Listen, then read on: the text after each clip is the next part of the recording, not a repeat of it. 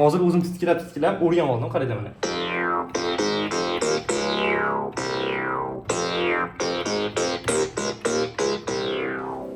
O'zi aslida alohida yashayotganimga 3 yildan oshdi. 2022-yil yanvarda ko'chib chiqqanman, lekin bu haqida deyarli hech qayerda gapirmasdim.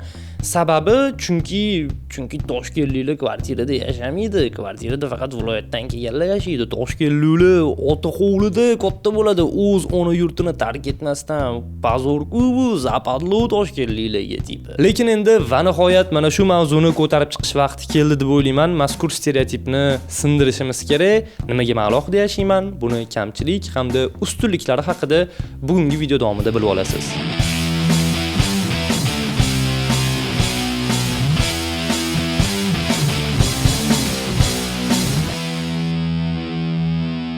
Nima uchun alohida yashashga ahd qildim? To'g'risini aytsam, bunga aniq bitta sabab yo'q. Qanaqadir ma'lum bitta bo'lgan voqeadan keyin bo'ldi, endi alohida yashayman degan narsa bo'lmagan. Bu yillar davomida shakllangan, yo atrofim bunga ta'sir qilgan, o'zimni qiziqishlarim, hayotiy prinsiplarim, pozitsiyalarim va hokazo. Lekin eng muhim tomoni uyimdagilar bilan ortiqcha janjalsiz, noroziliksiz, tinch yo'l bilan xotirjam hal qilganman va hozir hammasi joyida.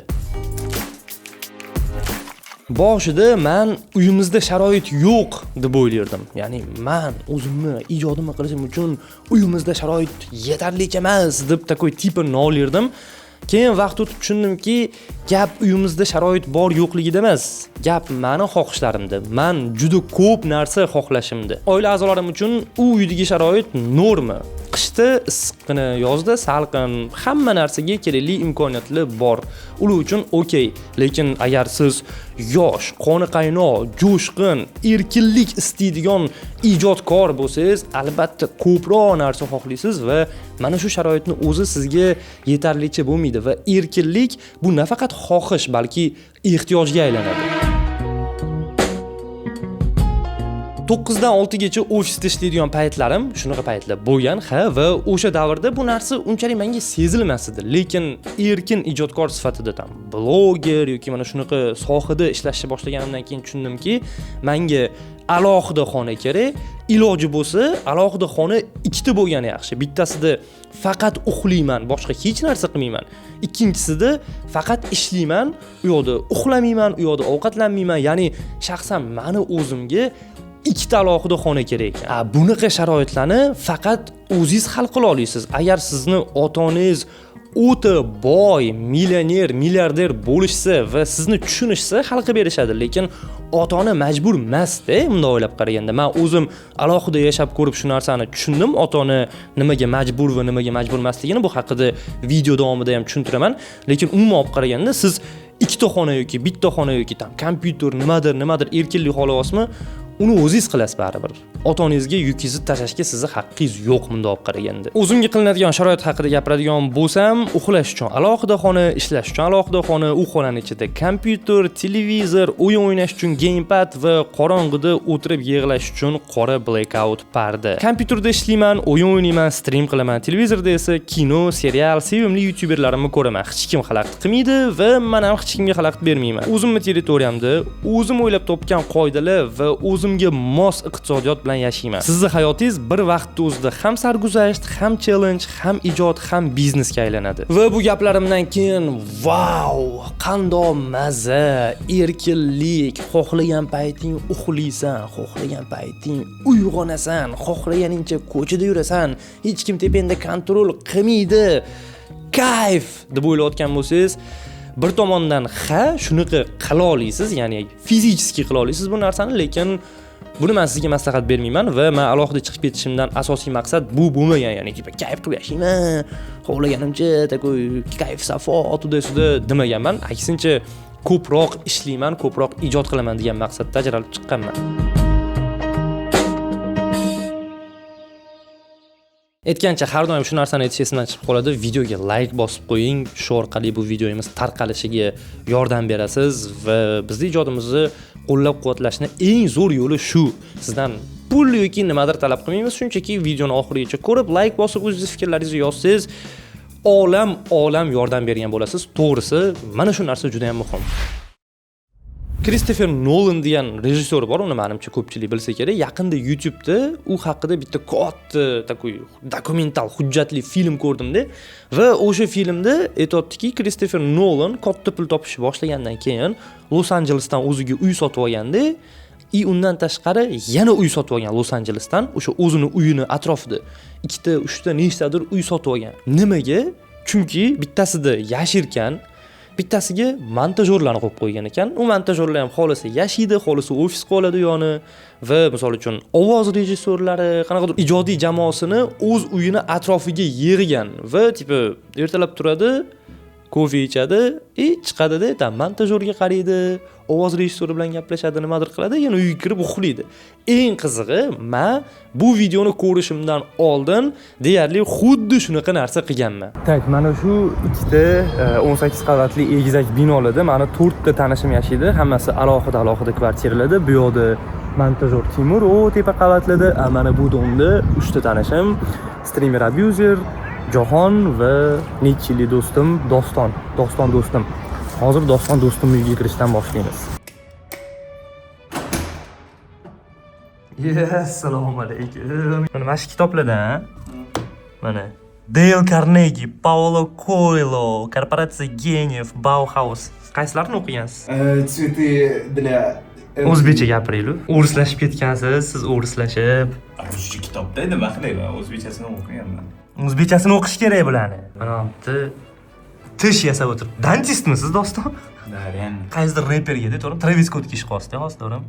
Mana pardani bundoq ochganda cho'tki manzara bo'ladi-da. Lekin Dostonda yoqtirmaydilar bu manzarani. Yo, agar men parda o'rtaga ochilmaganda, men polностью ochib qo'yganman. Ha, o'rtasidan ikkiga ochilgan bo'lganda. Просто yoqmaydi, o'rtada turaveradi. Almashtirish kerak. Parda qiladiganlar yozinglar. Lekin vid prям kayf. Ayniqsa kuzda shuni derazani ochib qo'yib. Jimjit ekan lekin bu yo'li. Alohida yashashni yana bir minusi bu bozorlik qilish, ro'zg'or bu g'or deb bejizga aytilmagan, chunki odam bir o'zi yashab, bir o'zi bozorlik qilsa rostdan qiynalib ketar ekan. Ota-onamni endi tushuna boshladim. To'g'ri, ba'zi paytlarda do'stlarim bilan birga qilib turamiz, lekin ularni har doim ham vaqti yoki xohishi, imkoni bo'lmaydi-da. Yetmagan joyiga meni mashinam ham yo'q. Yozda issig'i yoki qishni sovug'ida bu narsa umuman yoqmaydi. Lekin to'g'risini aytsam, buni juda katta muammo deyish noto'g'ri, chunki hozir internet davrida yashayapmiz. Shunchaki Yandex.Lavkani ochasiz, o'zingizga kerakli narsalarni buyurtma berasiz va taxminan 15 daqiqa atrofida yetkazib berishadi va bu qanaqadir majoziy ma'noda aytilgan gap emas. Rostdan shunaqa tez eltib berishadi. Servis bisotida katta assortiment bor. Uy uchun jihozlar va maishiy tovarlardan to issiq ovqatgacha. Mahsulotlar shu darajada ko'p va har xilki, qo'lda bittalab qidirishga ko'p vaqt ketib qoladi. Undan ko'ra tinchgina qidiruv bo'limiga o'tib, kerakli mahsulot nomini yozganingiz yaxshiroq. Mahalliy ishlab chiqaruvchilar ham, xalqaro brendlar ham bu servisda o'z mahsulotlarini joylashtirishgan. Obbo, kim bo'ldi endi shu bemahalda? Uzr, buyurtma berganim esimdan chiqib qopti. Atigi adashmasam bir 18 daqiqa oldin buyurtma bergan edim. Yetib keldi. Apelsin sok. Nice. Yaxshi. Birinchi buyurtmangizga 70 ming so'm chegirma bor. Shunchaki 140 ming so'mdan yuqori bo'lgan buyurtma berib, kunduziy 70 promo kodini kiriting va birinchi 3 ta buyurtmangizga ham yetkazib berish atigi 10 ming so'mdan bo'ladi.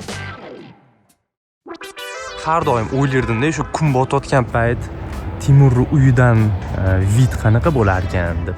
Hozir mana ko'ramiz va liftdan chiqishimiz bilan bizni kutib oladigan mana bunaqa manzara bor.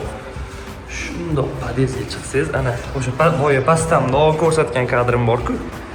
Ana o'shani tepadan ko'rinishi. Quyosh botgandan keyin yana bitta ko'rsataman, chunki hozir men deb xalaqib ketyapti. Va mana shunaqa 18-qavatdan turib, shahrimiz qanaqa ko'rkamlashib ketayotganini ko'raverasizlar. Shuni jiringlatamiz. Xonani qaranglar sizlar. Voh, balla. Tak, bu esa qanaqa? Endi tursangiz bor-ku. Ku, buni anaqa qiladi. Tipa atr sepadim, mana shunaqa kadr bo'lar ekan lekin. Vid qara. Ana. Changi bo'lsin.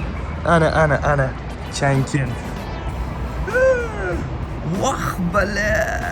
O'zi Timur va Doston bilan mana shu uyda uchlovimiz birga yashardik. Pulni ham bo'lishib to'lardik. Uchlovimiz ijodkormiz. Timur montajyor, Doston o'zini xudojnikman deydi, lekin oddiy tilda aytganda grafist dizayner, lekin rostdan rassom, artist va biz o'tirib maslahatlashamiz, ijod haqida gaplashamiz, u yoq-bu yoq qilamiz va boshqa hamkasblarimiz ham kelib, ko'rib, bizga havas qilib, xullas mana shu narsa bo'lib hozir hammamiz alohida bitta mahallada yashaymiz. Bir mana shu uy umringizda birinchi marta yolg'iz bitta o'zingiz yashaydigan uy bo'ldi-da, to'g'rimi? Da. Qimmat. Uylansam ham qiynalib qolsam kerak deb o'ylayman. Nimaga? Chunki bitta o'zim yashashni o'rganib qoldim. Ha. Siz kelishingizdan oldin men g'o'lga yurdim. Tualetdan shunday chiqib keladi, polniy. Hamma yoq pardalar yopib baribir. Yopilgan. Ochuv bo'lsa ham 18-etaj. Aylanib yurilaveradi. Ochiq bo'lsa ko'rsa ham hech kim ishlamaydi. Yer qimillaganda. Chichib qo'ydim. Tepadagi monitor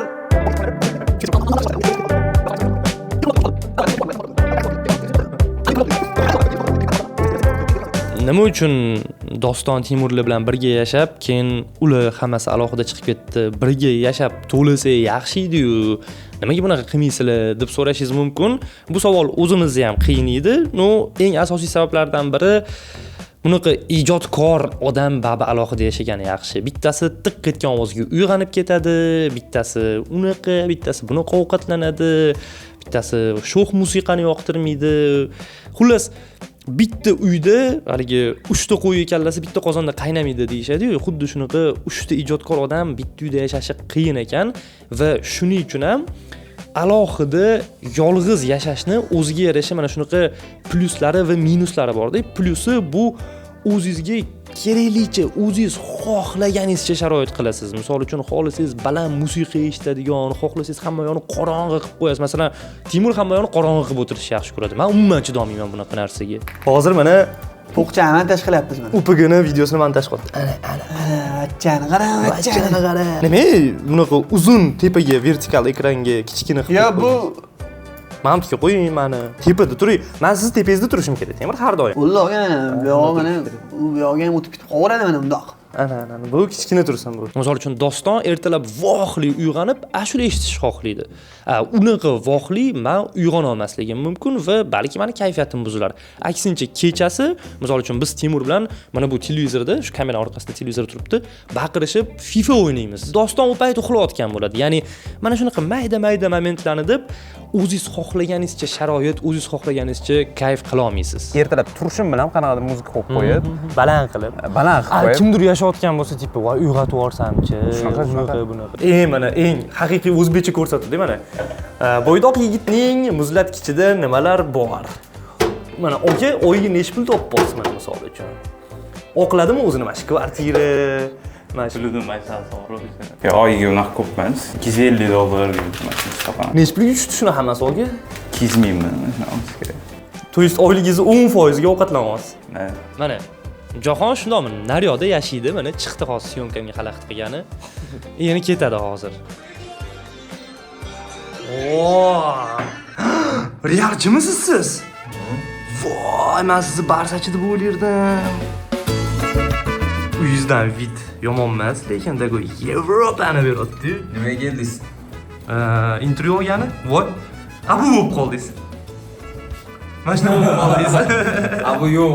Bu yo'q qoladi. Bunaqa narsada, masalan, boshida siz o'zingiz bilan ham gaplashganimda aytganman, что boshida o'ylaysizda, mana shu kvartiraga yoki men bu o'zimni hab deylik, uni kvartira emas, ish qilib, boshqa narsa qilib o'tiradigan joyga oyiga $400, $500 pul to'lab, shuni o'rniga masalan boshqa mashina olsammikan deb olasiz tepada, keyin menga ham keladi. Oldin, допустим, uyimda yashagan paytimda shu $400-500 yo'q edi. Ortmas edi. Nimaga ortdi? Chunki tipo ozgina ko'p tepib turibdi-da, talchoq ko'p turibdi. To'lanasa uni Rayhon opa haydaveradi. Jahon вообще человек talent, ham muzika chaladi. Ana. Yaxshi mashq borku, Jahon mashq qilayotganingiz yaxshi. To'g'ri, orada ozgina buzilib ketasiz, xohlagan paytingiz uxlaysiz, xohlagan paytingiz uyg'onasiz, takoy yig'ishtirmaysiz, uylarni tozalamaysiz, bardak qilasiz, ishlagingiz kelmaydi, takoy mana shunaqa tipi buziladigan payt bo'ladi-yu, lekin juda ham ko'p vaziyatlarda, bilmayman necha foiz, balki 85% dir, balki 98% dir, juda ko'p vaziyatda odam qaysidir payt mas'uliyatni his qiladi. Nimaga? Chunki boshi devorga borib uriladi baribir. O'ta farosatsiz odam bo'lsangiz, hayotingizning asosini chiqarib olasiz, lekin unaqa odamlar kam. O'ta farosatsiz odamlar baribir o'zingizning hayotingiz uchun kurashishni o'rganasiz orada. Ko'chib kelishim bilan men sirazi xohlaganimni qilishni boshladim. Endi kvartirada siz bilan, Doston bilan, u bilan turganda hamma hurmati bor. Bo'lishib to'layotganimizdan keyin hammaning haqqi bor. Talab qilishga. Shuning uchun men ko'chib kelishim bilan birinchi mushuk oldim. Xohlaganimni qilishni boshladim. Xohlagan paytda uxlab, xohlagan paytda turib, Baland qilib ashula qo'yib qo'yasiz. hozir uncha bosilib qolganman-da. Xohlaganingda turasan, xohlaganingda yotasan degani u ishga qarab-da. Masalan, ishing ertalab 8 dan bo'lsa, xohlasang ham, xohlamasang ham sen 12 da turib ishga chiqib keta olmaysan-da. Hamma har xil, masalan, kimdirlar alohida turib ishga boradiganlari bor. Masalan, bizning hayotimiz unaqa emas, tipa ishimizni qilib qo'ysak, pul keladigan joyini tipa to'g'rilab qo'ysak, bo'ldi, bu yog'iga keyin nechida turasan, nechida uxlaysan, o'zingning qo'lingda. Ring so big, you can't even see my face. Ballin' on the court, make 'em chase. Buzzer beater, shot clock, first place. Got 'em running plays like they running in a race. I just wanna ball. I just wanna ball.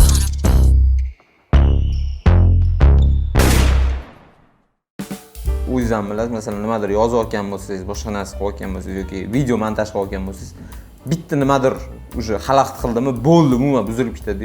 Bu yoqda tinch bir o'zingiz o'tirib ishlasangiz, o'zi umuman boshqacha baribir ощущение bo'ladi. Fokus bitta joyga qaratiladi. Kelgan masalan rejim taraflama, men вообще yomon rejimdaman. Kechqurun ishlab, ertalab uxlaydigan rejimda bo'lib qo'yaman. Endi hozir to'g'rilayapman shu narsani. No, hech kim sizga masalan tur demaydi. Bu birinchi o'chirda. Chunki umuman diskomfort bo'lish kerak emas, baribir ijodkor odam hayotida deb o'ylayman. Qanaqadir odam bilan yashalayotganda men sal nima deydi, qiynalaman. Baribir o'zimga qanaqadir o'zimni zonam bo'lish kerak. Bitta o'zim qolib, nima deydi, xayollar bilan qolib. Introvertsiz. Va bu vaziyatda qiyinchiliklar bo'lmasligi uchun siz ideal xonadosh topishingiz kerak. Sizni har bitta qadriyatingiz, har bitta xohish, istaklaringiz, hamma narsangizni inobatga olib tushunadigan xonadosh yoki alohida yashashingiz kerak, ya'ni bir o'zingiz yolg'iz. Menimcha ikkinchi variant optimalroq, chunki bunaqa ideal hamma narsangizga tushib beradigan odam topa olmaysiz va kimdir sizga to'g'ri kelmasa, uni o'zini dunyo qarashi, o'zini fokusi bo'lsa, u odamni yomonlamang. Aksincha, u sizga o'xshamayaptimi? Demak, u unikal, u sizdan boshqacha.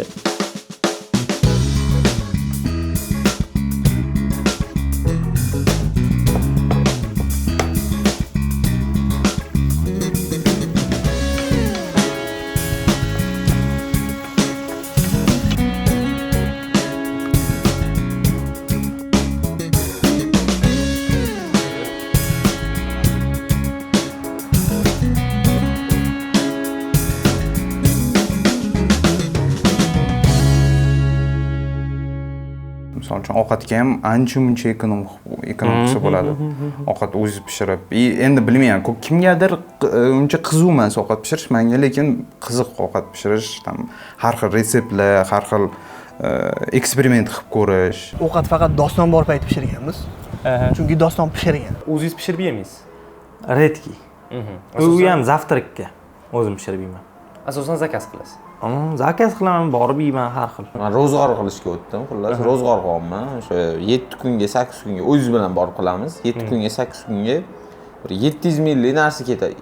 Olyapman. Uning ichida ham ichimliklari ham bo'ladi, salati ham bor, ovqati, periferi, xohlagan narsani pishira olaman. Muhimi foydali. Masalan, fast foodlarga qaraganda, boshqa narsaga qaraganda foydali. Undan tashqari mazali. Arzon. Nimaga ovqat pishirmaysiz? Ovqat pishirish birinchi o'rinda dangazalik. Pishirgim kelmaydi. Lekin qancha pul tejalashini hech o'ylab ko'rganmisiz? Juda katta pul tejaladi. Agar ovqat pishirilsa, lekin uni ikkinchi tomoni ham bor-da. Ertalab zavtrak, obed, ujin. Zavtrakni точно qila olmaysiz. Uyg'onib turib, zo'rg'a turasiz, sразу ishga o'tirish kerak. Pishirgunizcha obed bo'ladi. Pishirgunizcha O'zi obedda turaman. Yo'q, menda shunaqa deb pishirgunimcha obedda. Ha, surilib ketadi slishkim. Baribir hammasini pulga chaqadigan bo'lsa, bu yerda ham уже u yoqda yuribsiz, mana bu yerda o'tirmayotganingiz uchun normalniy уже minus bor. Vaqt bu pul. O'zi umuman ovqat pishirayotganda hech kimdan so'rab o'tirish kerak emas. Nima yeymiz? Yo, mana bunaqa yeng kelmayapti, yo bunaqa yengi. Просто вот xayolga nima qanaqa chiqadi ovqat? Tam Kim nima deydi? tuzi sho'r bo'lib ketadi. Tuxum allergiyasi bormi? Zavtrakka bitta borsangiz, mana angliskiy zavtrak u yoq 100 ming bo'ladi. Kamida. Kamida 100 ming bo'ladi. 100 mingga bitta pochka tuxum olasiz, spokойно. Normalniy sosiska olsangiz bo'ladi. 100 mingga shu ikkalasini olib turib, ikkalasi bilan bir hafta zavtrak qilsangiz bo'ladi. Vot. Eng kamida 3 barobar pul tejiladi. Shunaqa. Mani o'zim hisobimda bitta ovqatingizga masalan 100 ming ketsa, ikkita ovqat zakaz qilasiz. 200 mingdan deganda ham bu 7 kunga o'zi 1 million 400 bo'lib ketadi-da. Undan tashqari u yeyotgan ovqatingiz foydali bo'lmaydi. Fast food bo'ladi. Shuning uchun uyda ovqat qilish zo'r. Lekin o'zingiz ham kulinarniy anaqalar ochiladi, mazza qilib, muzika qo'yib qo'yasiz kolonkachiga. Shunisi zo'r. Menga shunisi kayf beradi. Hozir mana podpiska olganman. 10 kunlik beradi. 10 kunlik, har kuni ertalab 5 mahal o'zi olib kelib beradi. O'ylab o'tirmayman. Zavtrak ertalabdan 8:30 telefon qiladi. Shu bahona uyg'onaman, ovqatni olaman, sira zavtrak qilib ish qilaman. O'sha podpiskani olganimdan beri har kuni ertalab 8:30 turaman. Chunki dostavshik 8:30 da keladi. Har kuni har xil ovqat, plus anaqa vredniy ovqatlar emas, ana prям yog'li, osh kelmaydi. Tam grechka bilan takoy, tovucha, shunaqa narsalar keladi. Keyin men bilinchik qilishni yaxshi ko'raman o'zim. Videolar ham bor. Masalan, bilinchik mundoq qilib qanaqadir meditatsiyada men uchun bilinchik qilish, ana ichidagi anaqa smes tugashni boshlasa ichim og'riydi. Yana smes qilib turib, yana qilib yuboraymikin deb, men mencha bilinchik qilib qo'ygan bo'laman o'zida. Smesda haro qilib. Jarayon kayf beradi-da. Shunaqa. Siz ko'rib turgan bu kadr hech qanaqa studiya yoki pavilyonda olinmagan. Bu meni yashaydigan uyim va alohida chiqib ketib mana shunaqa uy olganman o'zimga tanlab. Meni vaziyatimda aynan mana shunaqa alohida uy kerak edi. Qanaqadir naqshli aboylasiz, patoloklari baland, bundoq svet qo'ysa bo'ladigan, qanaqadir dekoratsiya qurib, yasasa bo'ladigan, syomka qilsa bo'ladigan haligi живой joy kerak edi. Nega studiyada olmaslikka harakat qilaman? Nafaqat narxi, ya'ni studiyani arendasi, puli, undan tashqari erkinlik bo'lmaydi-da. Xohlagan paytingiz bora olmaysiz, sizga ajratib beriladi vaqt. Mana soat 2 dan 6 gacha okey bo'ldi, vaqtingiz bo'lib qoldi, uje keyingi klientlar kutyapti deydi. Undan tashqari tasvir jonsiz bo'lib qoladi, chunki u baribir syomka qilish uchun moslashgan, takoy glamurniy nimadir bo'ladi. Boshqa odamlar ham o'tda olgan bo'ladi-da. Sizni kadringiz unikal bo'lmaydi baribir. Bu meni uyimda, har doim shu uyimda olaman. Men bularni o'zim qilib qo'yganman, xohlaganimcha. Jiyanim Abbakir bilan polni shularni qotirib chiqib, masjidga shunaqa qilish kerak, naryoqda stilaj qo'yib qo'yganman. U yoqda ham juda ko'p syomkalar qilaman. Ham pulim tejiladi, ham erkin ishlayman. Kimdirlar kirib, chiqib yurmaydi, "Oka bo'ldi, bo'shatib qo'ying" demaydi. Kayf? Nima deb o'ylaysiz? Mana shunaqa tipa interyer ruhiyatga qanaqa ta'sir qiladi? Slishkim. Kuchli ta'sir qiladi. Slishkim kuchli ta'sir qiladi, real. Remont, men o'sha Moskvada turganimda, unaqa remont menga ta'sir ko'rsatardi. Настроениyaga, kun davomidagi bo'ladigan o'zim sezmasdim bu narsani. No, уже manaqa uyda turgandan keyin уже sezish. Men o'sha paytda ham o'zi boshqa nima deydi, birga ishlaydigan bolalarni, meni hammasi ruslar, ular jenda turishadi. Ularni ko'rib havasim keladi. Uyi oppo devor, uy постоянно tozalab, uy aboyli, chirib ketgan, eskicha bo'lsa, uy yig'ishtiringiz ham kelmaydi, misol uchun. Shunaqa.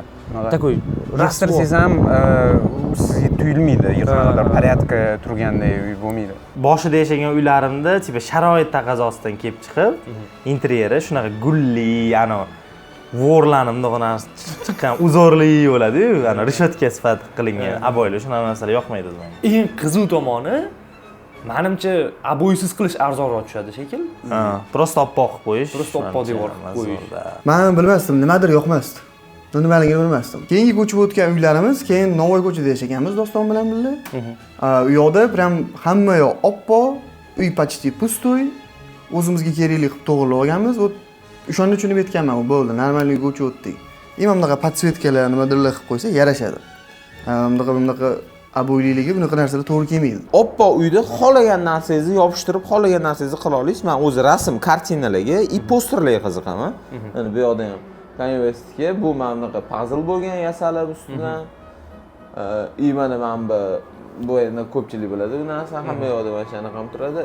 Mana bu kartina o'zim uyga ko'chib chiqsam ham bunaqa oq emas, u sal bejeviyroq, qanaqadir однотонный rang qilaman-da, shu ko'zni charchatmaydigan rang qilib, mana shunaqa posterlar ilsam kerak menimcha, o'zimni uyimga, o'zimni xonamga. Endi bachkanalardan emas, akkuratnilardan. Ya'ni kreativingizni 100% ochishga imkon bo'ladi-da. Shunaqa, masalan, gulli abo'yda mana hozir joyga bo'ladi. Gipnoz bo'ladi-yu. Endi tipa odamlar ko'p unaqa o'ylamaydi-da. Tipa gulli, hozir masalan mana bunaqa uyga kiradi-yu, oppoq abo'yli uy kirsa, допустим, puli yo'q ekan, abo'y qilishga puli yo'q ekan deb o'ylaydi deb o'ylashadi, tushunyapsizmi? Tesla'ni ko'ring, qanaqa komfortli mashina. Ichiga kirasiz, hech nimasi yo'q. Просто rul bor, monitor bor. Bo'ldi menimcha. Menga mana shunaqa minimalizm yoqadi to'g'risi. Bundan oldin Oyberda yashaganmiz, Abu o'sha. Streamer Abu man. Lift yo'q edi, bu birinchi o'rinda. Ikkinchi o'rinda xonalar glukhoy. Quyosh tushmaydi. Masalan, men katta panorama oyna bo'lganini hisobiga ham kayf qilaman-da. Masalan, bu yoqda shunda uy kirasiz, bitta oynani ochasiz, kechqurun bo'lsa ham yaxshi atmosfera bo'ladi-da. Xonaga svet mana yorug'lik kiradi. O'zi xonaga yorug'lik kirish kerak-da, baribir. Xo'p, qanaqa xulosalarga keldim? Eng asosiy birinchi xulosam bu endi sani kun tartibini birov belgilab bermaydi. Bu ham plus, ham minus. Ya'ni nimani aytmoqchiman? Ofisda 9 dan 6 gacha ishlaydigan paytingiz siz 7:30, 8 da uyg'onishingiz kerak va 6 gacha ishlashingiz kerak. Ya'ni sizni kun tartibingizni birovlar belgilaydi va uni mas'uliyati ham birovda bo'ladi-da, baribir bunday olib qaraganda. Bu yoqda siz erkinmisiz? O'zingiz belgilaysiz. Plus tomoni siz 24 ga 7 erkin odamsiz. Minus tomoni siz 24 ga 7 band odamsiz. Ha, shunaqa paradoks. Chunki 9 dan 6 gacha ofisda ishlaganingizda ertalab turishga erinasiz, voy jonga tegdi shu ofis u yoq deysizda, lekin soat 6 da yelkangizdan rostdan tog' adariladi. Bo'ldi, meni ish vaqtim tugadi, endi mazza qilib o'yin o'yna olayman, mazza qilib kino ko'ra olayman, tam shahar aylana olayman deysizda, ichingizda vijdoningiz qiynamaydi sizni. Mana bunaqa alohida erkin ijodkor bo'lib yashayotganingizda erkinsiz-u, lekin hech qachon ish vaqtingiz tugamaydi-da. Men dam olishga loyiq emasman-da. Menchi ko'p ish qilmadim-da bugun-da. Dam olishga arzimayman-da deb o'zingizni siqib yuraverasiz. Fonda mana shunaqa stress, mana shunaqa depressiya doim sizni qiynaydi. Takoy ovoz chiqib turadi. Qilgan mana shunaqa bo'lib turadi. Va aynan mana shu narsa sizni ulg'ayish jarayoningizni tezlashtiradi. Ya'ni bo'ldi-da, endi mas'uliyatni birovga tashab qo'ya olmaysiz, aybni birovga tashamaysiz. Sizni muvaffaqiyatingiz ham, sizni yutuqlaringiz ham, mag'lubi hamma narsangiz o'zingizga bog'liq. Mana bu amalini, sababini endi 100% siz qilasiz. 100% bo'ldi. Boshqa hech kim yo'q sizning hayotingizda. Majburlik bo'lib tursa, pulni to'lash kerak degan narsa miyada bo'lsa, kerak bo'lsa uxlamaysiz ham, qayerdan topsam ekan pulni, nima qilsam ekan. Vaqt oz qolgan sari o'sha bu harakat 1000x bo'ladi-da.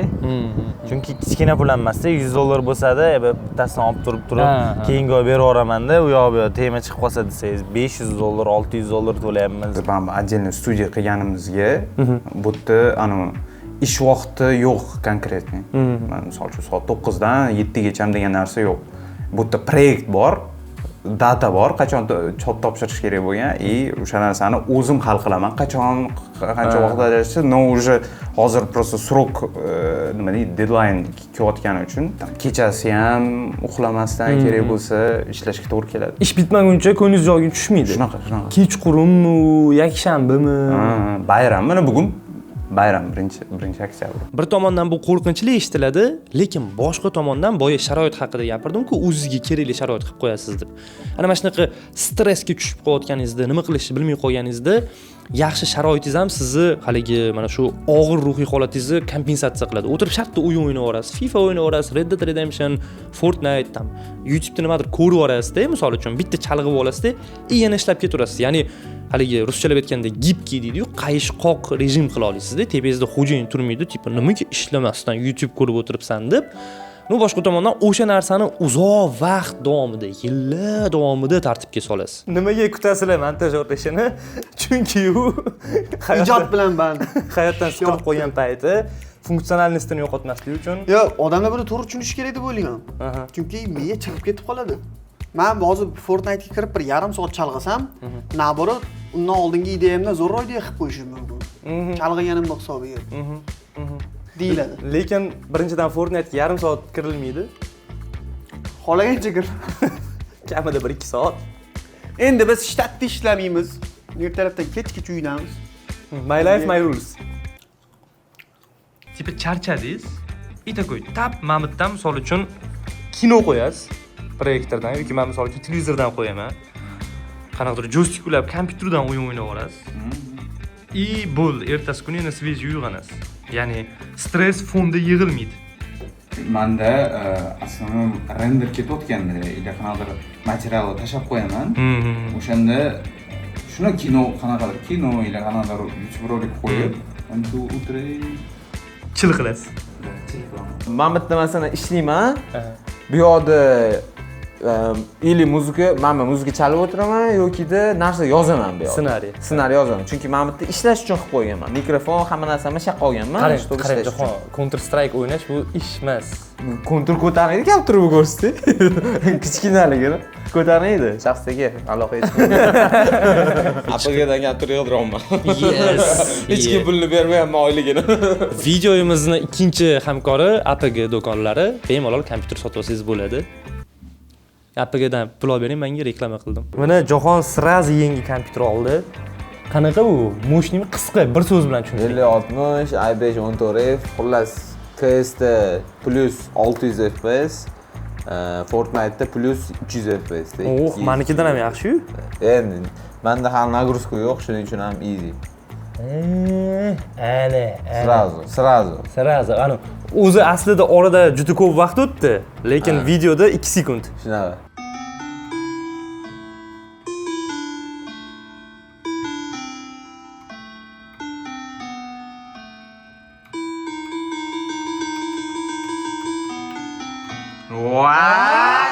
Вот yaqinda bo'lgan narsa, ishim tugadi, soat 11larda где-то. 11larda ishim tugatdi и menda ikkita variant bor edi. Liba yotib uxlash, liba kinoteatrga borish, Formula 1ga. Turibman, sinematika anaqaga kiryapman-da, qarayapman turibdi, soat 11:30mi, 11:40larda turibdi seans.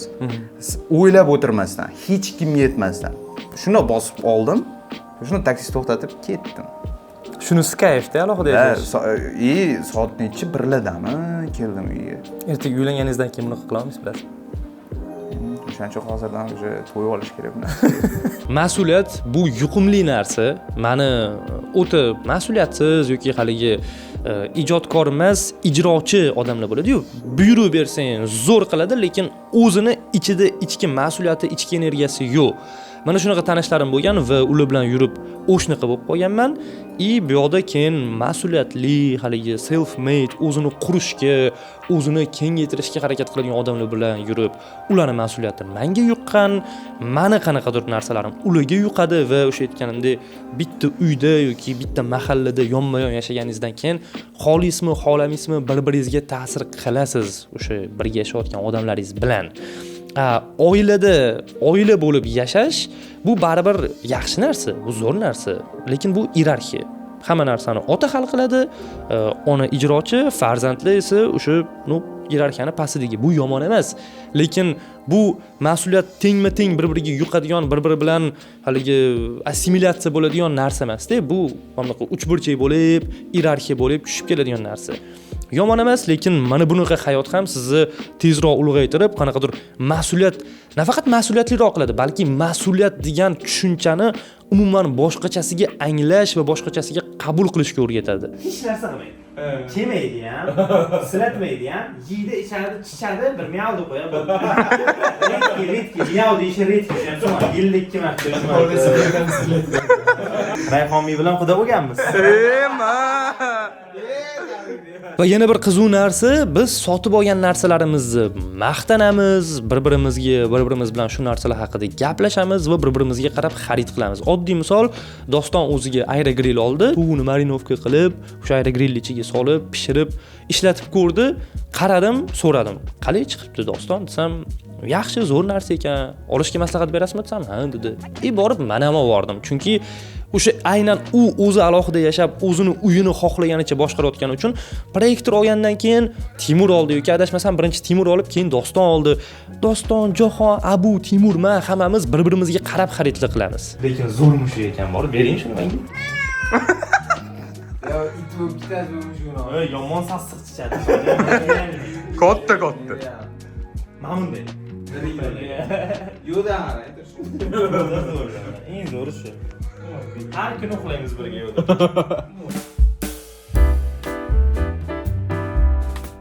Mana bu stolni siz palon pulga oluvdingiz aytgancha. Hozir o'zim aytdim stolni maqtaylik deb. Xo'sh, qanaqa maqtaniladi bu? Sensorniy управление. Blokdan uni ochamizda. Katta enasinikiga. Ko'tariladi bu. O'tirib belingizni olib qo'yganda tipa tik turib ishlaysizmi? Katta gemar bo'lmasligi uchun turib ishlash kerak. O'zi qiynab qo'yadi. Tik turib. Men yana ham teparoqda bo'lamanmi shunda? Vah. 19-etajasiz hozir. Mana masalan Muhammad Qodir bor, bizni ssenaristimiz, bizni jamoadagi bola 19 yosh yigitda va o'sha misol uchun oshxonamdagi haligi bilinchik pishiradigan tovonni ko'rib, "Voy, zo'r ekan, qayerdan oldingiz?" dedi. 19 yoshli bola o'zi aslida bunaqa narsalarga qiziqmaydi, lekin aynan alohida yashashni boshlagandan keyin ulg'ayadi-ku. Nimadir pishirgisi keladi, o'zini o'zi boqib qarasa, restorandan ovqatlanaversa qimmat bo'lib ketaverar ekan, o'zi pishirsa 3 baravar arzon bo'ladi. Tasavvur qilyapsizmi? Restorandan zakaz qilgandan ko'ra o'zingiz pishirsangiz 3 baravar arzon. Qariydi, qanaqa qozon sotib olsamikin, qanaqa aerogrill, mana shunaqa haligi nima deydi, dama xazoyin bo'lib qoladi-da baribir odam. Mana shu aerogrill olganingizdan keyin men ham sotib oldim. Men studiyada ishlardim. Studiyadan keyin u yerdan bo'shadim men. O'shagandan keyin boshqa proyekt topguncha men pulim вообще kam. Men prям qancha bo'lsa ekonom qilishim kerak.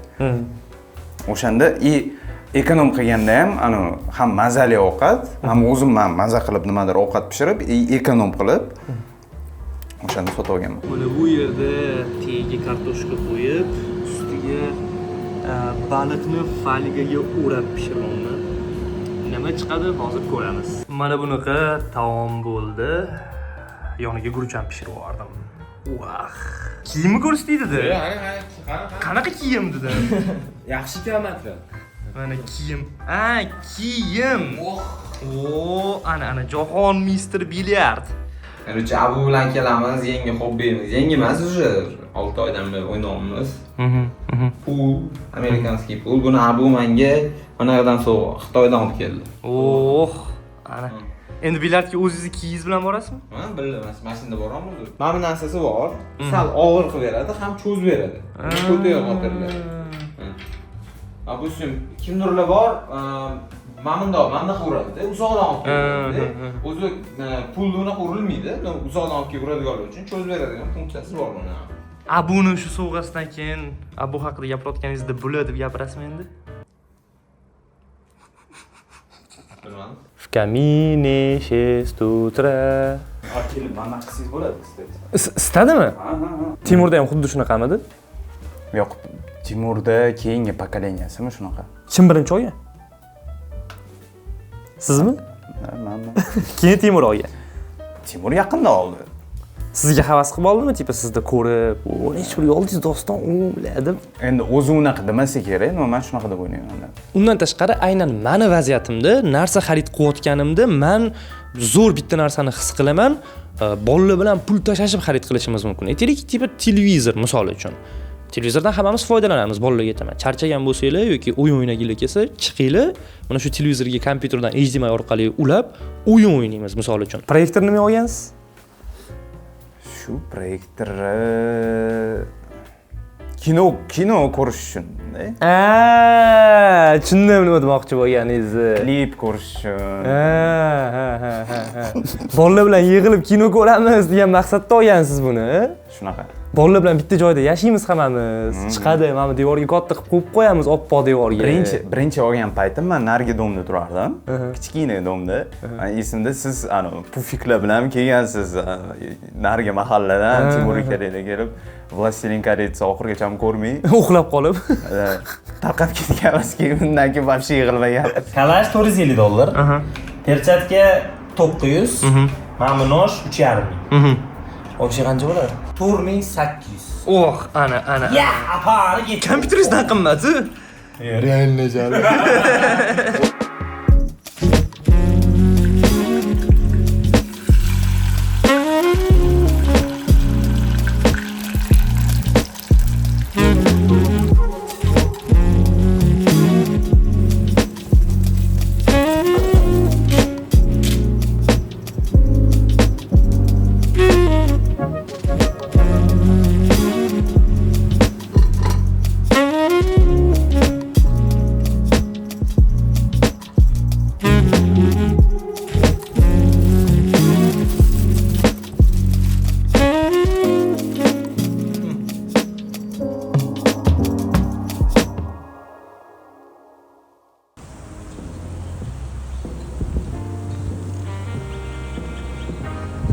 Qo'shni.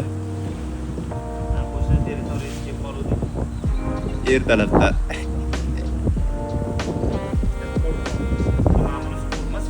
O'rtoqlarim, mahalladoshlarim, sinfdoshlarim, choyxonadoshlarimdan qanaqa qilib uzoqlashaman, qanaqa qilib endi kechalari chiqib, skameykada o'tirib gaplashib o'tiramiz, agar uyimdan uzoqroqga ko'chib ketsam deb o'ylayotgan bo'lsangiz, bu o'zi aslida chuqur mavzu, lekin qisqa qilib aytganda bu narsa sizni unchalik to'xtatish kerak emas deb o'ylayman, chunki agar u o'rtoqlaringiz sizni ham hamkasbingiz, ham sizni tushunadigan, ham aqlli, ham boy, ham zo'r bolalar bo'lsa, ularni tashlab ketishga ko'zingiz qiymaydi-nu. U o'rtog'ingiz, sizni o'rtog'ingiz, chunki prosta sizni o'rtog'ingiz bo'lgani uchun u sizni o'rtog'ingiz bo'lgan bo'lsa, unda nima keragi bor? Misol uchun mana Xorazmda juda ko'p og'aynim bor. Yozishadi, to'ylarga yetishadi. Hech qaysiga bormadim. Og'aylarim to'yini bittasiga ham, akalarimning ham to'yiga bormadim. Chunki bu yoqda karyera muhimroq menimcha. Ular ham to'yimga kelmasa roziman. Birinchidan majbur edim, ikkinchidan baribir krugozorini kuchaytirish kerak bu yoqda, yangi odamlar bilan tanishish. Ish. Pul shundan baribir. Xorazmdagi oilarim hech qaysi yomon bolalar emas, hammasi yaxshi bola, lekin men tushunganman, shu yoqda qolib ketsam hech nima bo'lmaydi, qana ofitsiant bo'lishim mumkin edi. Yoki ham qanaqadir to'ylarda fotograf o'zi shunaqa bo'lganman. Yo, mana masalan, meni mahalladagi o'rtoqlarim zo'r bolalar, yaxshi bolalar, odam sifatida, do'st, erkak sifatida hammasi zo'r, lekin men alohida ko'chib ketib, o'zimga hamkasb do'stlar topdim. Ya'ni bu do'stlarim ham do'st, ham aka-uka, ham qadrdon, ham yaxshi erkak, ham yaxshi odam va meni kasbimni tushunadi ham. Ya'ni biz ular bilan baribir birga ishlab pul topa olamiz ham. Bu haqida ham keyinroq gapiraman. Moskvadagi endi borgan paytim shunaqa uyda turardim, remonti sal musorroq remont. Bolalar uyga chaqirardi, men borardim, ko'rardim. Uyi prям premium uy edi. Uylar, premium deganda qanaqa? Plus-minus mana shunaqa. Ishdan chiqib uyga kelib, maza qilib kino ko'rishadi. Serial, tamani qarash havosim kelardi. Naryoqda Timur yashaydi. Timur uyini sizlarga ko'rsatuvdim. Hozir mana Abu telefon qiladi-da, Timur aka kallangizni chiqaring derizingizdan deydi. Men bundan videoga olamiz hozir. Shundoq oynalarni qarab oling, brat. Shundoq. Birinchi etaj oy. Ana Jahon akam. Ana. Nima gap? Mana o'sha bir paytlar siz havas qilib, mana shunaqa o'zingizga yaxshi sharoitlar qilishni boshlaganingizdan keyin, ana, yuni Temur keldi. Kim chaqiruvdimi men? Bizning ham videomizni ko'rib, odamlar havas qilsin demoqchi edim. Kel. Temur bilan Jahon keldi. O'li agar uyushtirilmagan bu narsa.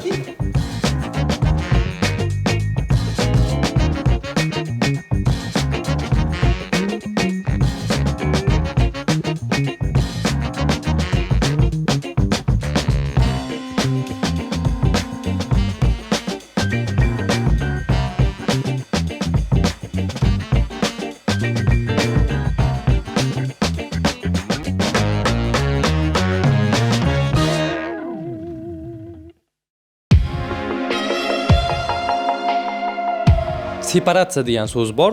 Bu o'sha ota-onasidan ajralib chiqish, nafaqat jismonan ajralib chiqish, ya'ni shunchaki uydan chiqib ketish, balki ruhan ota-onasidan uzilish, ota-onasidan qaramlik, ota-onasidan mana shunaqa. Bu o'zbekcha mentalitetda bir qanaqadir iblisona narsa deyishtiradi, lekin separatsiya muhim narsa. Chunki separatsiya bo'lmasa farzand ulg'aymaydi hech qachon. Chunki u ota-onasiga qaram bo'lib, ota-onasining fikriga qarab yomon narsa mana shu bog'liq yashash. Bu tipi qanchalik noto'g'ri, qanchalik to'g'ri, lekin men ota-onamdan chiqib yashaganim uchun ko'p narsaga tipi erkinligim bor men, tushunyapsizmi?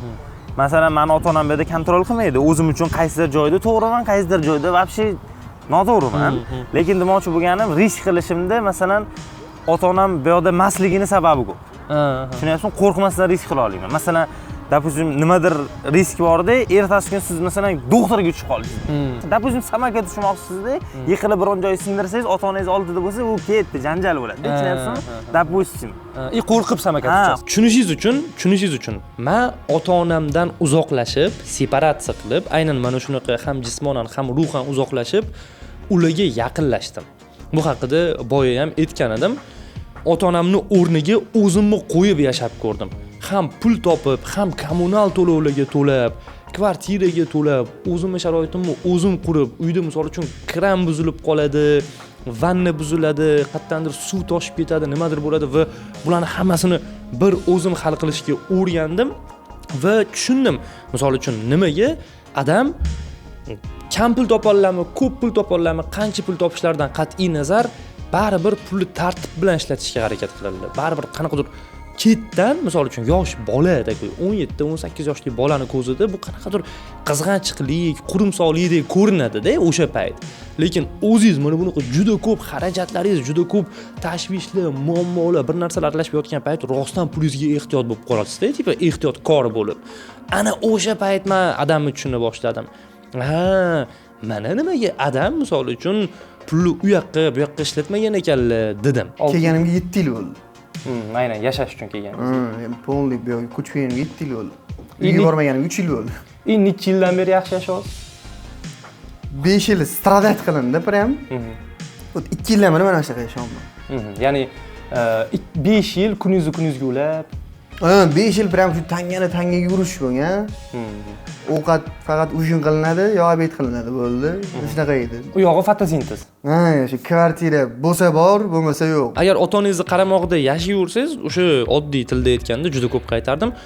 Ulg'ayishingiz qiyin bo'ladi. Ulg'aya olmaysiz va mas'uliyatni ota-onangiz bo'yniga yuklab qo'yasiz. O'zingiz mas'uliyat olishga qiynalasiz. Nimaga rasxod qilishmayapti deysiz, nimaga uni tushuna olmaysiz baribir. Aynan o'sha ajralib chiqibgina tushunasiz va ularni boshqacha qadrlashni boshlaysiz, boshqacha hurmat qilasiz va eng muhim tomoni har qanaqa ota-ona bo'lishidan qat'iy nazar farzandi alohida ajralib chiqishiga har xil qarashi mumkin, jahl qilar, boshqa qilar, lekin bir qancha vaqt o'tgandan keyin o'zi ham qaysidir ma'noda farzandidan xursand bo'ladi, qaysidir ma'noda rozi bo'ladi. Nimaga? Chunki farzandi ulg'ayayotganini ko'radi. Bolam o'zini eplayotgan ekan, kvartirasiga to'layapti misol uchun, o'lib ketmadi, haydalmadi, alohida yashab narkoman bo'lib ketmadi, rehabga olib ketishmadi, qamalib ketmadi. Normalni yashab pul topyapti deydi va siz rostdan ham katta ehtimol bilan alohida chiqib ketganingizdan keyin rostdan normalni yashab, rostdan yaxshi pul topasiz. Aytganimdek, o'ta farosatsiz odam bo'lsangiz eplolmaysiz bu narsani. Qayerda yuribsan? Unaqa deb telefon qilib, tez kel, soat bilasanmi necha bo'ldi? Lekin bilasizmi, menda qiyin bo'lgan shu narsa. Siz mana chet elga chiqib ketib, alohida yashagansiz, keyin o'zi o'rganib qolib Toshkentda ham alohida yashashni boshladingiz-ku. Men Toshkentda ota-onam bilan yashab, toshkentlik bo'lib turib alohida yashaganman-da. Почти har kuni telefon qilishardi. Men Moskvadan tam bir haftaga kelganimda ham uyda turardim-da ular bilan. O'shanda ham sizlar bilan ko'chaga chiqqanimda telefon bo'lardi soat 12. Men endi keldim, faqat kechki payt chiqsa hamma bo'sh edi. Hamma ishda. Tipa boshida qattiq turishadi, xuddi o'sha baribir uyda yashayotgandek xol-xol so'rashadi-da, keyin ota-onani o'zi ham bolam o'zi katta bo'lib qopti degan narsani qabul qiladi. Sezganmisiz shu narsani? O'sha alohida, chunki alohida yashayapsiz, o'zingizni eplayapsizmi, qarz so'ramadingizmi 100 giladan misol uchun, demak ota-onangiz o'sha o'g'lim ulg'ayibdi. avtomatik shunaqa o'ylashadi. Masalan, menga ota-onam har doim jiddiy qarashgan, har doim ulg'aygan odamdek muomala qilishgan, fikrlarimni eshitishgan, hech qachon yosh bola nimani ham tushunarding deyishmagan. Shuning uchun ham alohida chiqib ketishim nisbatan osonroq bo'ldi. Va alohida chiqib ketib yashaganimdan keyin ota-onam menga yanada yaxshiroq, yanada jiddiyroq yanada yaxshiroq qaray boshlashdi. Endi ham adabiy, ham toshkentchani aralashtirib gapirish qiyinroqda. Va eng ajoyib tomoni, men ota-onamni yaxshiroq tushuna boshladim. Ota-onam meni yaxshiroq tushuna boshlashdi, meni jiddiy qabul qilishdi va kelajakda men farzandimga yana ham erkinroq, yana ham jiddiyroq, yana ham yaxshiroq qarayman. Mana shunaqa holatlardan keyin. Nimaga? Chunki o'zim shu narsani qilib ko'rdim. Men uchun bu o'ta begona narsa emas. Kelaylik, hammamiz tan olamiz, oddiy bitta fakt. Toshkent shahridan tashqari deyarli hamma yoqda farzand alohida chiqib ketishi bu norma deb qabul qilinadi. Chunki deyarli Toshkent shahridan tashqari hamma yoqda odamlar Toshkentga intiladi. Bu tabiiy holat, bu yaxshi ham emas, yomon ham emas, mana shunaqa. Va boshqa viloyatli odamlarda bu haligi default darajasida, bu prosta bazovaya pрошивка deydi-yu, mana shu darajada bor. Asosan toshkentliklar bu vaziyatda biroz konservativ, qadriyatparvar, biroz takoy haligi zamknutый deydi-yu, siqilib qaraydi bu vaziyatga. Katta lumpami, lupa olish kerak. Quyosh tushar, temir uyni yoqib qo'yadi.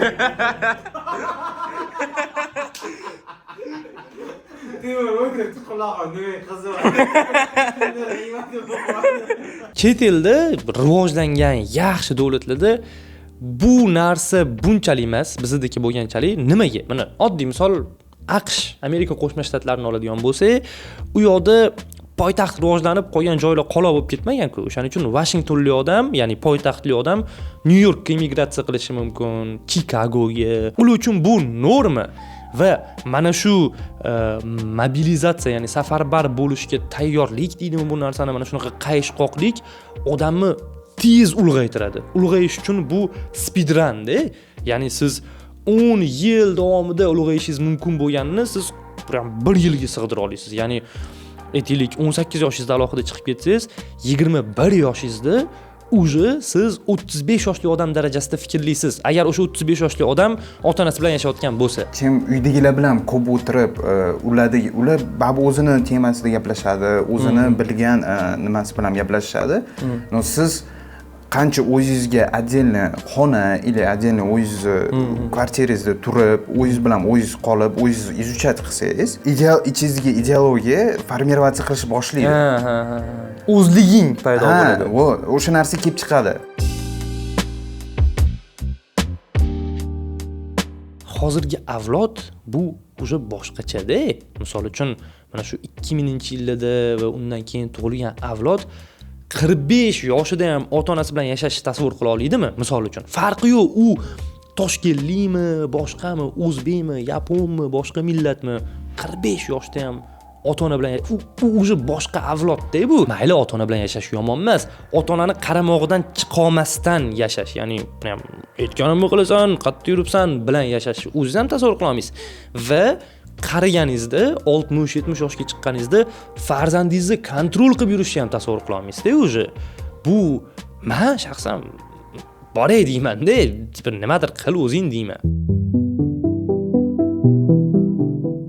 Va aynan mana shu narsa o'zbek xalqini eng og'riqli yuki, eng og'riqli toshi.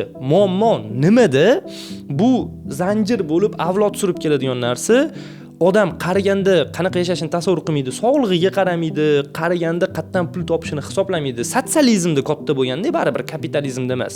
O'rganmagan bunaqa hayotga va bor umidini farzandiga tashlaydi. Ertaga qarib munkillab qo'yganimda choy ko'tarib olib keladigan odam bo'ladi va bundan boshqacha hayotni umuman miyasiga sig'dira olmaydi. Vobshe. Lekin boshqacha hayotda yashasa bo'ladi. Men qanaqa tasavvur qilaman? Men ko'rdimmi? Mana shunaqa ota-onamdan alohida yashab ko'rdim, boshqa. Ertaga men mana shunaqa holat o'zimga yetib kelishi mumkinligini bilib, shunga o'zim oldindan tayyor bo'laman. Ya'ni qariganimda ham bolalarimga kunim qolmasin, ular ham erkin yashasin, men ham erkin yashayman. Misol uchun turmush o'rtog'im bilan sayohat qilay, qatlagadir chiqay, munkillab qolmay. Demak, menga qandli diabet, qanaqadir insult, shunga o'xshagan kasalliklar kerak emas. Hozirdan sog'lig'imga qarashim kerak. Hozirdan pul orttirishim kerak. Hozirdan qanaqadir o'sha qariganda ham yaxshi yashash yoki bo'lmadi deganda yomon yashamaslik uchun sharoitni hozirdan qilishim kerak degan mana shu funksiya uyg'onadi. Tushunasizlarmi? Bu narsa odamlarda bo'lmagani uchun ham hamma ota-onasi qaramog'ida yashayveradi 45-50 yoshgacha.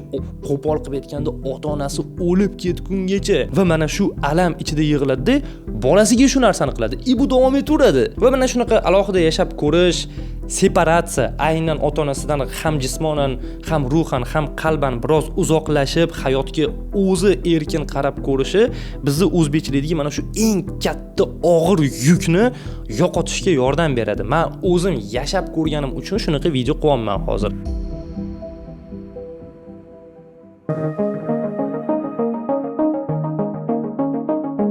Nimaga qilib ko'rish kerak? Chunki katta ehtimol bilan kelajakda siz shu narsaga baribir majbur bo'lasiz.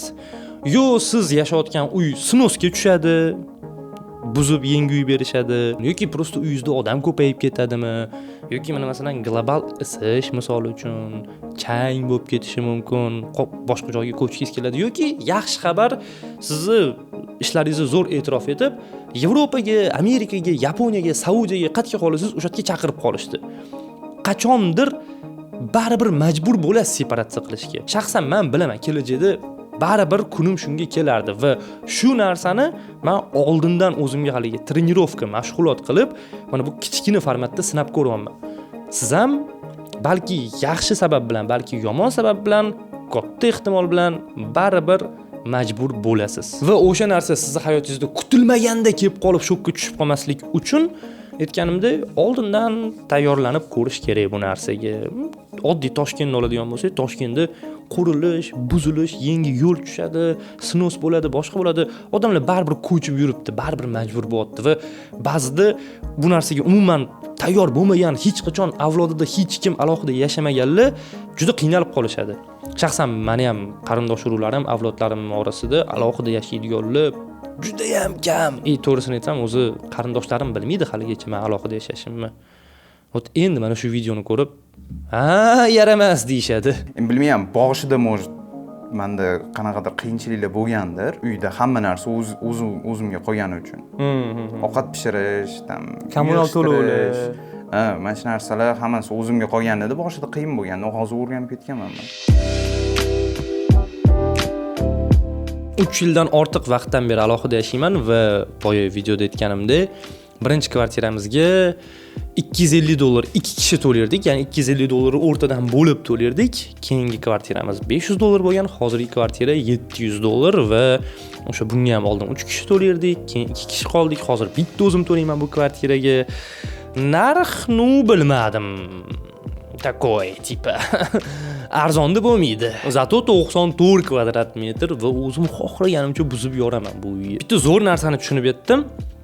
Mana shu kvartiraning narxi va uni daromadga ta'siri proporsional oshadi. Men o'sha $250 kvartirada $150 to'lab turgan paytim $400 topardim oyiga. Keyin $500 kvartiraga o'tganimda bir $800, $1000 topsam, wow, $1000 topdim deyardim. Hozir $700 kvartirada yashayman, bir o'zim $700 to'layman va qiynalmayman misol uchun. O'sha 500 to'laganim uchun yana undan oshiq pul kelyapti-da. Men ham shuni uydagilarga yoki yaqinlarimga tushuntirishga harakat qilaman-da. Maksimal komfortni yaxshi bo'lsa, hech kim bezovta qilmasa, hech kim misol uchun onlaynlar, qanaqadir blogerlar kelib intervyu olib Meni bilishim bo'yicha asosiy sabab mana hozir shu videoni suratga olish jarayonida xayolimga kelib qoldi. Asosiy sababi chunki sizning miyangiz kattaroq sonlar bilan fikrlashga o'rganadi. Sizning miyangiz men $700 har oy to'lay olyapmanmi?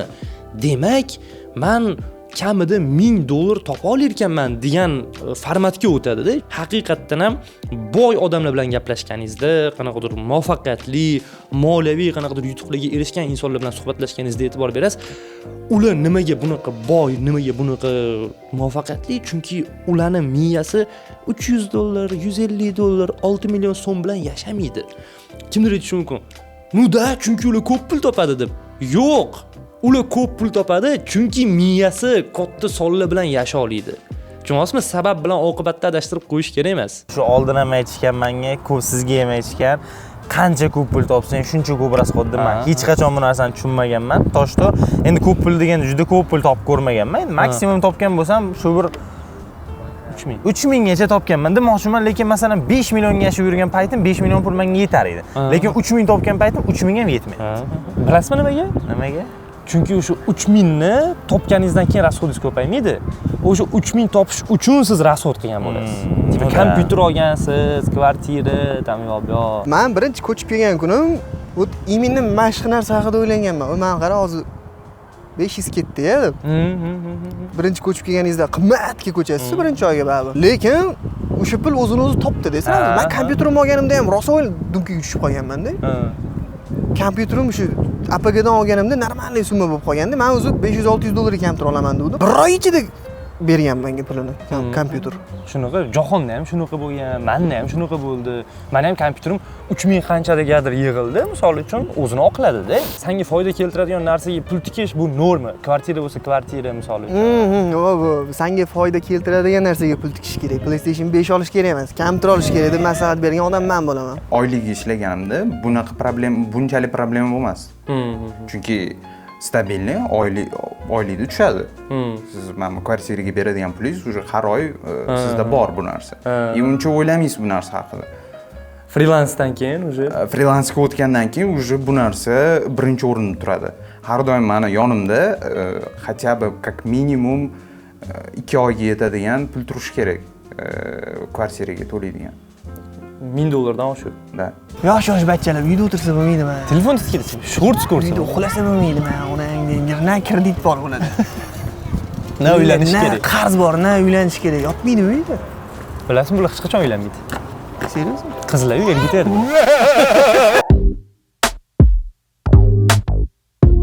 Aytganimdek, qachondir baribir separatsiya qilishga, alohida chiqishga yoki uyingizdan ko'chib o'tishga majbur bo'lasiz. Men bu narsani juda ham aniq bilaman va o'sha majbur bo'lganingizda siz tajribaga ega bo'lasiz. Bu ham qanaqadir experience-da, bu yerda yashab, sal uzoqroqda yashab ko'rib, tushunib yetib, keyin endi sentrga yana borib.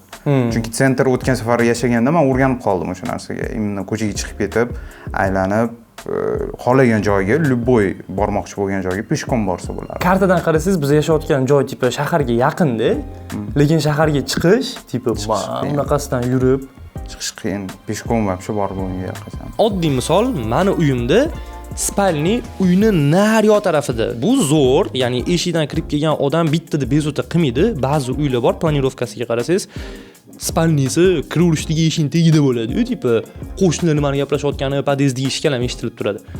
Zo'r, uzoq, lekin yomon tomoni u yoqqacha isitish tizimi yaxshi yetib bormagan. Qishda qaqshatqich sovuq bo'ladi. Konditsioner yo'q. Yozda dimiqib ketadi, misol uchun. Ideal deb aytolmayman bu uyga, lekin bitta zo'r tarafi bor. Quyosh bu yoqdan chiqadi. Mana shu domni orqasidan chiqadi, shunday quyosh. Quyoshni mana ertalabki 9 dan 12 gacha eng foydali payti bo'ladi-ku. Ana o'sha payti meni uyimga tushadi. Eng isqirt ko'tini yoraveradigan payt temir uyda bo'ladi. Chirib turadigan payt. Mana oxirgi nurlari temir uyga tushadi-da, xolos. Bitta time lapse ham olish kerak, mana shu yerdan quyosh botishini borib. Timeless emas, time lapse.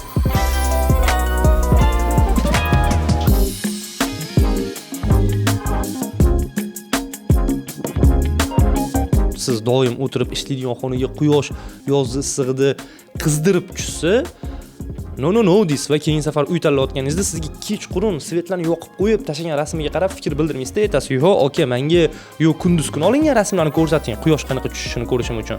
Yoki men kunduz kuni boraman deysiz va siz albatta mana shu narsalarni hammasini bilish uchun uzoq vaqt yashab ko'rishingiz kerak. Uzr, qo'lim tegib ketyapti. Mana.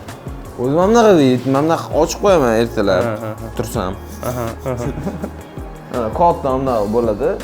Artish kerak. Xullas, mana shunaqa katta panorama oyna qilgan bo'lardim birinchi o'chirda. Chunki menga yoqdi bu narsa. Men bunaqa oynali uyda yashab ko'rmayman, birinchi marta yashayapman.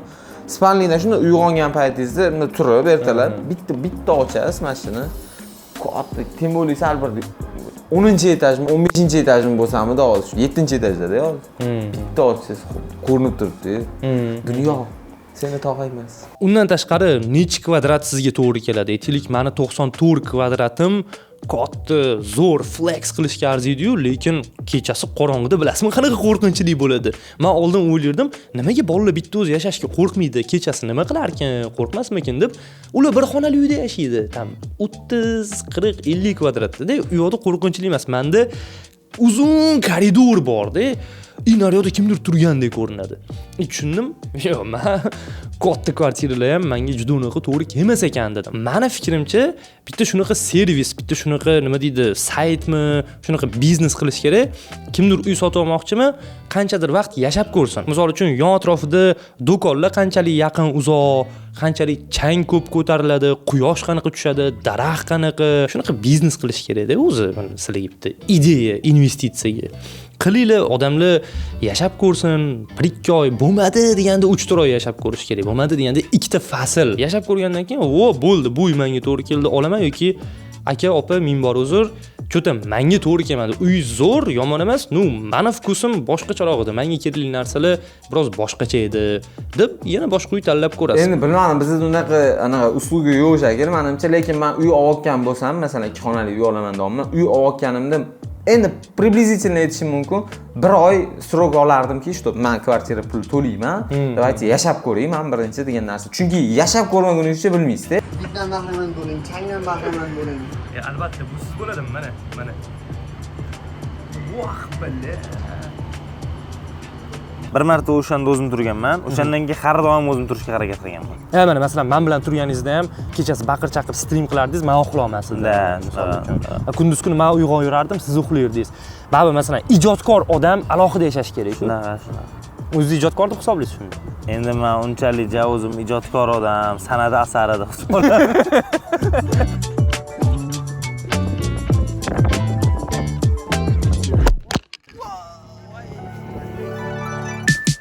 Ana. Rostdan ham o'zgarganman. Rostdan ham boshqa odamga aylanganman. Meni ancha vaqtdan beri kuzatadigan obunachilarim yoki tanishlarim bo'lsa, bu narsani sezishadi. Og'irroq bo'lganman, xotirjamroq va meni qiynaydigan, meni o'ylantiradigan, siqadigan mavzularning darajasi o'zgargan. Oldin bitta qizi deb siqilib yurardim. Obedga ovqatim bo'lmagandan siqilardim. Hozir o'sha aytganimdek, hayotim ham ijod, ham challenge, ham biznes mashnaqa bo'lib ketganda, xolismi, xolamaysizmi, baribir yuqoriroq darajada fikrlashni o'rganasiz. Yuqoriroq darajada fikrlaganingizdan keyin yuqori darajadagi odamga aylana boshlaysiz sekin. Lekin bu videoyim orqali men davaychi, bugundan boshlab hammamiz chiqib alohida yashab ko'ramiz deyish niyatim yo'q. Bu ma'lum odamlarga muhim bo'ladi, ma'lum odamlarga okey bo'lsa yaxshi bo'lardi, ma'lum odamlarga mumkin emas bu narsa, zapret. Kimlarga muhim? O'sha aytganimdek, ijodkor toifa odamlar, erkin yashashni xohlaydigan, bloger, influencer, grafik dizayner, aytishnik yoki shunga o'xshagan odamlarga bu muhim. Meni masalan bitta tanishim bor edi, haligi uroklar, darslar qilardi. Maktabdagi o'qituvchilar uchun yoki yana kimdirlar uchun. Unaqa odamga ham o'zi xohlab qanaqadir kvartiraga chiqib yashagani yaxshiroq, chunki o'sha darslarni videoga oladi, uroklarni yoki nimadirlarni o'ziga mos setting quradi. Mana bunaqa oq devor bo'ladimi, naqshli bo'ladimi, tillali bo'ladimi, o'ziga tanlab qiladi. Xohlagan payti syomka qiladi, xohlagan payti urok, xohlagan payti onlayn dars, xohlagan payti offlayn, birovlar xalaqit qilmaydi. Ya'ni faqat bloger, faqat influencer, grafik dizayner yoki aytishniklar emas. Ko'p mana shunaqa ijodga yaqinroq, aynan bitta rejimda 9 dan 6 gacha ishlamaydigan odamlar uchun bu muhim. Lekin ofisda ishlaydigan, 9 dan 6 gacha ishlaydigan yoki qanaqadir o'sha strogi grafik deymiz-ku, unaqa odamlarga bu narsa muhim emas. Bu prosta ortiqchalik qilishi ham mumkin. Aytmoqchi bo'lganim, hamma alohida yashash kerak demayapman. Yo'q, birinchi ehtiyot choralarini ko'rib olish kerak-da. Ha. Atak tap etib o'zini o'zi chiqib qoladigan bo'lsa, qarzga botib, yana qaytadi uyga. Ha. O'sha narsa yomon. Masalan, ota-onasining oldiga sharmanda bo'lib qaytib borish yomon. Birinchi dohodni maksimallab ko'tarib, pikigacha, keyin chiqib ketsa bo'ladi. Uncha хотя бы bir 2-3 oylik kvartira pulni yig'ib qo'yib. Agar alohida yashab ko'rmagan, lekin shu narsani xohlayotgan odam bo'lsangiz, qisqacha instruksiya, maslahat berishim mumkin. Boshida katta risk qilmangda, qanaqadir o'zingizga qalban yaqin inson bilan arzonroq joyda alohida yashab ko'ring. Ya'ni shunchaki o'zi eplolmaymanmi, yo'qmi deyish uchun. va asta sekinlik bilan kattaroq, kengroq, qimmatroq, markazga yaqinroq joylardan uy tanlab yashaysiz. Men shunaqa qilganman. Bittada dahshat uyga chiqib ketmaganman. O'ta rasvo uyda yashardik Timur bilan. Markazda edi, ishxonamizga yaqin edi, ishxonamizga piyoda borardik, yo'l kira tejalardi, arzon edi, yashab ko'rdik, plus minuslarni tushundik, yaxshirog'iga ko'chdik, keyin yana yaxshirog'iga va mana shunaqa qilib hozir shu darajaga yetib keldim. Ya'ni qisqacha maslahatim shu, boshidan katta risk qilmang-da. Chidab ko'ring, yashab ko'ring, oddiyroq, arzonroq joyda. Balki umuman alohida yashash siz uchun bo'lmas va yomon emas bu. Ya'ni ota-onangizni qaramog'idan chiqmasdan yashash xohlayotgan bo'lsangiz, bu umuman uyat emas, yomon emas. Unisiga ham, bunisiga ham keskin qarashimiz kerak emas. Hamma xohlaganicha o'zi bilganda yashash kerak.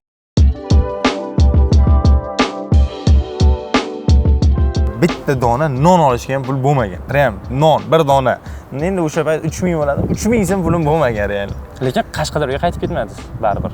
Yo'q, Qashqadaryoga o'zim hech qachon xohlab qaytib ketishni. Yo'q, to'g'risida. Netolga Qashqadaryoga agar menda sharoit bo'lsa, вообще Toshkentga ham qaytib kelmasman. Yo'q, tipa yomonlashda boshqa narsada emas. Men masalan Siz ko'prog'iga loyiqsiz. Ko'prog'iga loyiqman, endi loyiq bo'lsam kerak emasda. Boshqa davlatda yashash bilan bor. Kelganimdan keyin уже maksimal endi nimadir bilan ketishim kerak degan anaqa bor edi. BYD ketaman deb o'yladim. Qarasam ketmas ekanman. No, hozircha. Hozircha ketaman, no shu menimcha O'zbekistondan chiqib ketaman, xudo xolasa. Raz Xorazmdan kelib Toshkentda bir amallab ko'nikib ketdimmi? Demak, yo Amerikaga yo ketaman. Angliyaga borib ham xuddi shunaqa ko'nib keta olaman. Xo'sh, umid qilamanki, hamma fikrlarimni to'liq tushuntira oldim. Bilaman, video uzun bo'lib ketdi, lekin shu bahonasida o'zimni ichimdagi bor gaplarni gapirib olgim keldi. Qanchalik bu narsani epladim yoki yo'q, siz like va izohlar orqali menga ko'rsatib qo'ysangiz, xursand bo'lardim. Bu videoni do'stlaringiz va ota-onangiz bilan ulashib qo'ying. Va fikrlarimni yaxshilab o'ylab chiqing. Har bitta gapimni o'ylab, bu shunchaki meni shaxsiy tajribalarim edi. Men hech qanaqa fikr lideri, hech qanaqa bir avtoritet odam emasman. Bu o'zimni shaxsiy hayotim va tajribamdan kelib chiqib ishlangan video edi. Qanaqa yashashni esa o'zingiz tanlaysiz. Jonga tegdi shu mikrofon. Sizlar bilan O'zbek YouTube'idagi eng kelishgan va eng kamtar bloger Kunduzi edi. Sog' bo'ling, salomat bo'ling, ehtiyot bo'ling.